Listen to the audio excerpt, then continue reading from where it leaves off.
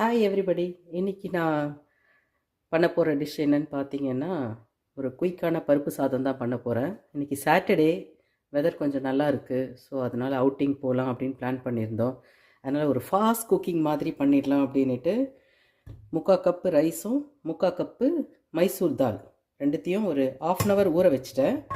அதுக்கு வந்து 1:3ன்னு சொல்லி தண்ணியை கலந்து ஊற்றிக்க போகிறேன் நான்.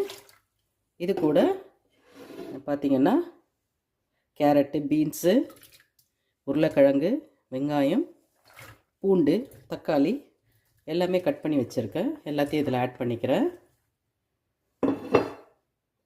இது கூட பட்டாணியும் ஆட் பண்ணிக்கலாம். இது எல்லாத்தையும் கலந்துடலாம். இது கூட மசாலா பொடியெல்லாம் ஆட் பண்ணிவிட்டு ஒரு 3லேருந்து 4 விசில் வச்சு நான் எடுத்துக்க போகிறேன்.